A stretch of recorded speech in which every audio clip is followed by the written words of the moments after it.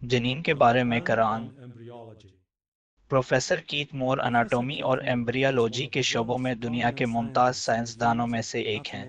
وہ the developing human نامی کتاب کے مصنف ہیں جس کا 8 زبانوں میں ترجمہ ہو چکا ہے۔ اس کتاب کو ایک سائنسی حوالہ کام سمجھا جاتا ہے اور اسے ریاستہائے متحدہ میں ایک خصوصی کمیٹی نے ایک شخص کی تصنیف کردہ بہترین کتاب کے طور پر منتخب کیا تھا۔ ڈاکٹر کیت مور ٹورنٹو، کینیڈا میں یونیورسٹی آف ٹورنٹو میں اناٹومی اور سیل بیولوجی کے پروفیسر ہیں۔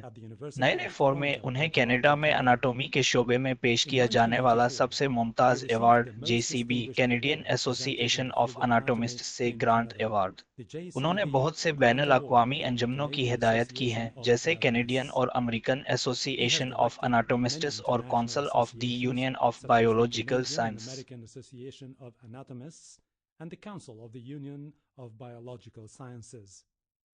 آئیے سنتے ہیں پروفیسر کیت مور سے قرآنی انکشافات اور جدید سائنسی دریافتوں پر۔ وہ 400 سال پہلے کے نتائج پر بحث کرتا ہے، حال ہی میں سائنس نے اس کی تصدیق کی ہے۔ 940 کی دہائی میں پروفیسر سٹریٹر نے انسانی جنین کی درجہ بندی کے لیے ایک نظام تجویز کیا۔ اس کے نظام نے ظاہری فرق کی بنیاد پر جنینوں کو دوسری مراحل میں تقسیم کیا۔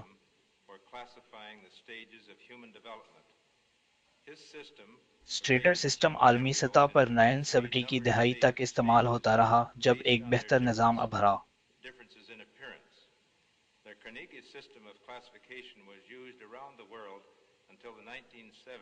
کارنیگی انسٹی ٹیوٹ کے ڈاکٹر رونن اوراہیلی نے اپ ڈیٹ شدہ نظام کی تجویز پیش کی۔ قرآن و حدیث کے حالیہ مطالعے سے جنین کی درجہ بندی کا ایک حیرت انگیز نظام سامنے آیا ہے۔ 7ویں صدی عیسوی میں ریکارڈ شدہ یہ نظام جدید سائنس کے مطابق ہے۔ اگرچہ ارسطو نے ایمبریولوجی کی بنیاد رکھی تھی، لیکن اس نے 4 صدی قبل مسیح میں چکوں کے جنین کے مراحل کی تفصیل نہیں بتائی۔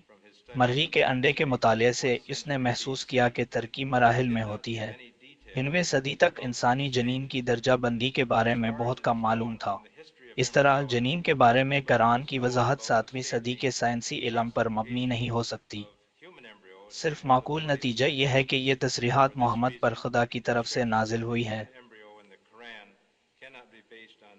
محمد ایک ناخواندہ آدمی جس کی کوئی سائنسی تربیت نہیں تھی، اس طرح کی تفصیلات نہیں جان سکتا تھا۔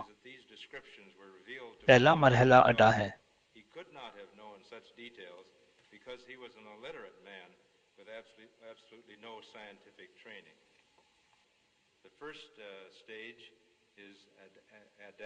برائے مہربانی میرا تلفظ معاف کر دے، یہ سورہ تشک سے ہے۔ وہ خارج ہونے والے قطرے سے پیدا کیا گیا ہے۔ عربی اصطلاح سے مراد سیالوں کا زبردستی اخراج ہے۔ یہ مردانہ انزال اور خواتین کے بیضہ دانی کے دوران ہوتا ہے۔ مردانہ رطوبت جسے منی کہا جاتا ہے نطفہ پر مشتمل ہوتا ہے۔ زنا رطوبات جسے فولیکولر فلوئڈ کہتے ہیں بیضہ پر مشتمل ہوتا ہے۔ یہ فرٹلائزیشن کا مرحلہ ہے، زائگوٹ کی تشکیل۔ قرآن نے زائگوٹ کو نوٹا کہا ہے۔ نیوٹا تقسیم سے گزرتا ہے جسے کلیویج کہتے ہیں کیونکہ یہ یوٹیرن ٹیوب کے نیچے کی طرف جاتا ہے۔ یہ سیل ڈویژن کے دوران نیوٹا کے مراحل ہے۔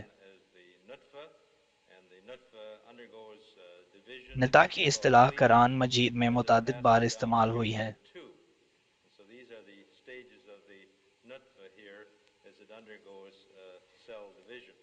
اس سے مراد انسانی ترقی کا آغاز ہے۔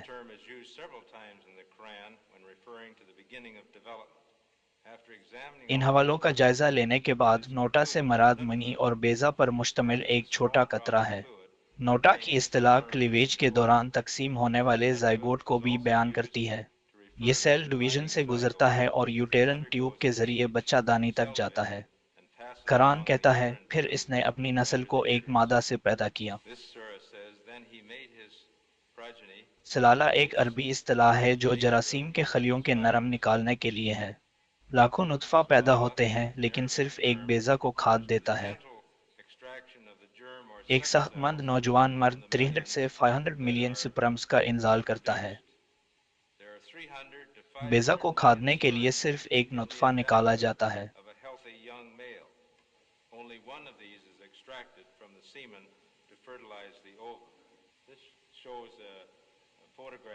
اس تصویر میں لاکھوں سپرم انزال ہوتے ہیں لیکن صرف ایک ہی نکالا جاتا ہے۔ یہ عربی لفظ سلالہ سے تجویز کیا گیا ہے جس کا مطلب نکالنا ہے۔ اسی طرح بیضہ دانی میں صرف ایک بیضہ پختہ ہوتا ہے اور نکال دیا جاتا ہے۔ یہ بیضہ دانی میں دستیاب ہزاروں سے نکالا جاتا ہے جو دوبارہ سلالہ کی عکاسی کرتا ہے۔ اگلا مرحلہ اماج ہے۔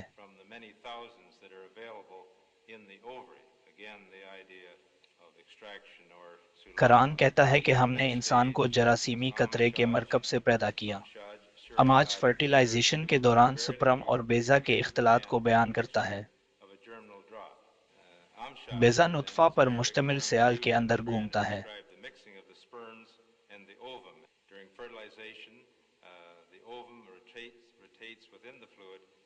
نطفہ بیضہ کی تہوں میں داخل ہوتا ہے۔ کورونا ریڈیٹا اور زونا پیلوسیڈا۔ سورت عباسہ 9 میں کہا گیا ہے اس نے نطفہ سے ایک نیا فرد بنایا۔ اس نے تخلیق کے فوراً بعد فرد کی منصوبہ بندی اور پروگرام کیا۔ ایلیل ایک عربی اصطلاح ہے جس کا مطلب ہے وجود میں آنا۔ اس سے مراد فرٹیلائزڈ بیضہ یا زائگوٹ ہے۔ نطفہ اور بیضہ کے مرکزے ایک ہو کر زائگوٹ یا نیوٹا بناتے ہیں۔ زائگوٹ پھر دو خلیوں میں تقسیم ہو جاتا ہے جسے تقسیم کرنے والا نیوٹا کہتے ہیں۔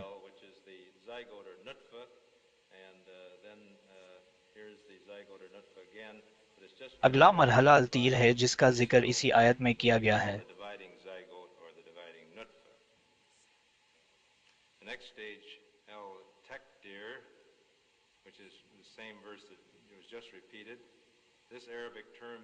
التیر کا مطلب ہے کرداروں کا تعین۔ شروع سے زیگوٹ یا نوتا جینیاتی عوامل پر مشتمل ہے۔ کروموسوم آنکھوں کے رنگ، بالوں، جلد اور دیگر خصوصیات کا تعین کرنے والے جین پر مشتمل ہوتے ہیں۔ یہ جینز چہرے اور جسم کی شکل کا تعین بھی کرتے ہیں۔ سورت البقرہ 2 میں ہے کہ تو تمہاری بیویاں تمہارے لیے کھیتی ہے۔ اس عربی اصطلاح سے مراد زمین میں ہل چلانا اور بیج بونا ہے۔ یہ جنسی ملاپ ہل چلانے اور بلاسٹوسس کی پیون کاری کے مشابہ ہے۔ بلاسٹوسس جڑ جیسی ساخت تیار کرتا ہے جسے کوریونک ویلی کہتے ہیں۔ یہ پودے کی جڑوں کی طرح ماں کے خون سے آکسیجن اور غذائی اجزاء حاصل کرتے ہیں۔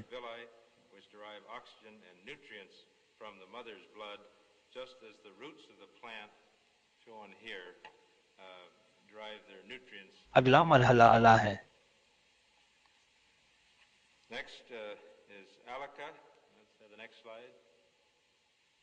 اگلی سلائیڈ اعلیٰ دکھاتی ہے۔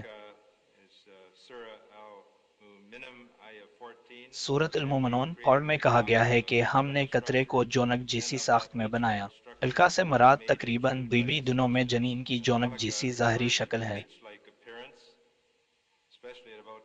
اس سلائیڈ میں ایک جونک اور دوسری دن کا انسانی ایمبریو دکھایا گیا ہے۔ دونوں ڈھانچے کے درمیان مماثلت حیرت انگیز ہے۔ اس مرحلے پر انسانی جنین واقعی جونک جیسا ہے۔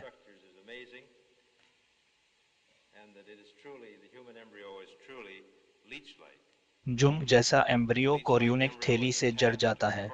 یہ زچگی کے خون میں سرایت کرتا ہے اور بچہ دانی کے استر سے جڑ جاتا ہے۔ یہ موڈا مرحلہ ہے۔ سورت المومنون 4 میں کہا گیا ہے کہ ہم نے قطرے کو جونک جیسی ساخت میں بنایا۔ اس سے ہم نے ایک چبانے جیسا مادہ بنایا جو چھٹے ہفتے کے دوران نظر آتا ہے۔ اگلا مرحلہ الیسا ہے۔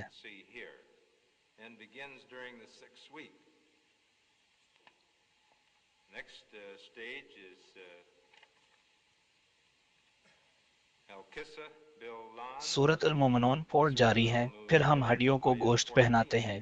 اس عربی اصطلاح کا مطلب ہڈیوں کو گوشت یا پٹوں سے پہننا ہے۔ ہڈیوں کی تشکیل کے بعد پٹھے ان کو گھیر لیتے ہیں جس سے کنکال کی حرکت ہوتی ہے۔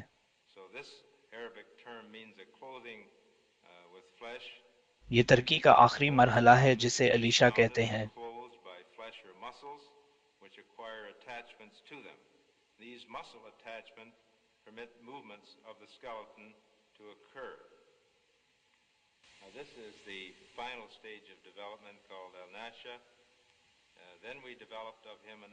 انشاء کا مطلب ہے بڑھنا یا وجود میں آنا۔ اس سے مراد جنین کی نشوونما اور تفریق کی مدت ہے۔ جنین کی مدت قابل ذکر ترقی کو ظاہر کرتی ہے، خاص طور پر 9ویں اور 6ویں ہفتوں کے درمیان۔ غور کریں کہ انشاء کے اس مرحلے کے دوران جنین کتنی تیزی سے بڑھتا ہے۔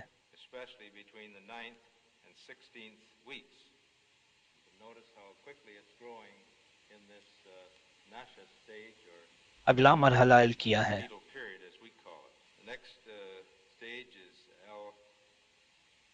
قرآن میں حمل اور علیحدگی کی مدت 3 ماہ بتائی گئی ہے۔ القیہ جنین کی بچہ دانی کے باہر زندہ رہنے کی صلاحیت سے مراد ہے۔ 20 ہفتوں یا اس سے زیادہ عمر کے جنین کے زندہ رہنے کا معقول موقع ہوتا ہے۔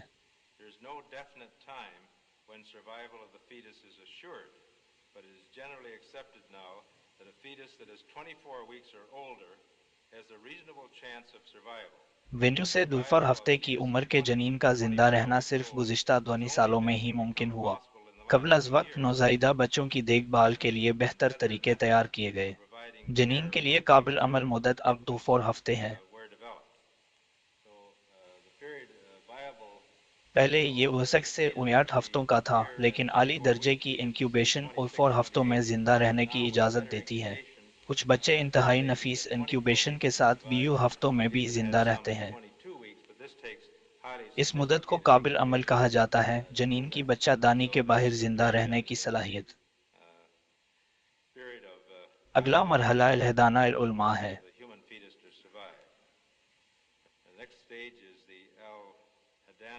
اس مرحلے سے مراد بچہ دانی میں جنین کی آخری نشوونما ہے۔ جنین وقت سے پہلے پیدا ہونے کی صورت میں زندہ رہ سکتا ہے، لیکن ماں کے ذریعے پرورش پائی جاتی ہے۔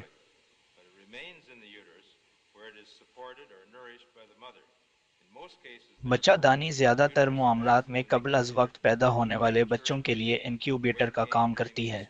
آخری ہفتوں میں وزن میں اضافہ غیر معمولی ہے کیونکہ جنین میں چربی جمع ہوتی ہے۔ اس مرحلے کے دوران جنین آہستہ آہستہ پیدائش کے لیے تیار ہوتا ہے۔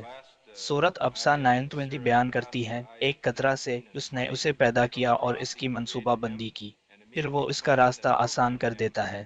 اس عربی اصطلاح کا مطلب ہے راستہ آسان کرنا۔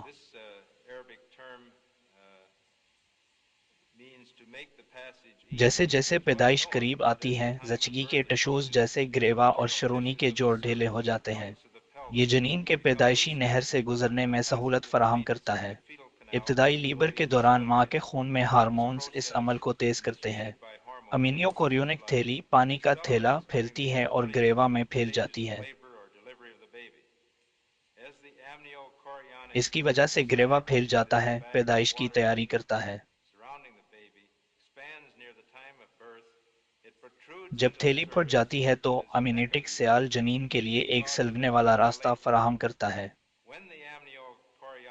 جنین گریوا اور اندام نہانی کے ذریعے باہر کی طرف جاتا ہے۔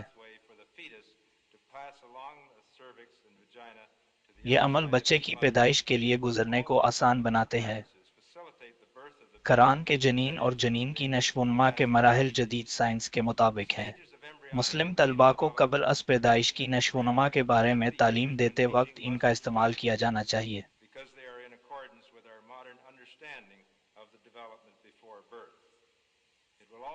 مسلمان ڈاکٹر اور نرسیں قرآنی حوالوں سے انسانی ترقی کی وضاحت کر سکتی ہے۔ محمد 7ویں صدی میں ان حقائق کو نہیں جان سکتے تھے، زیادہ تر صرف 10ویں صدی میں دریافت ہوئے تھے۔ مسلمان یہ نتیجہ اخذ کرتے ہیں کہ یہ حقائق محمد پر خدا کی طرف سے نازل ہوئے تھے۔ خدا جانتا ہے کہ ہم کیسے ترقی کرتے ہیں، کیسے رہتے ہیں اور کام کرتے ہیں۔ شکریہ۔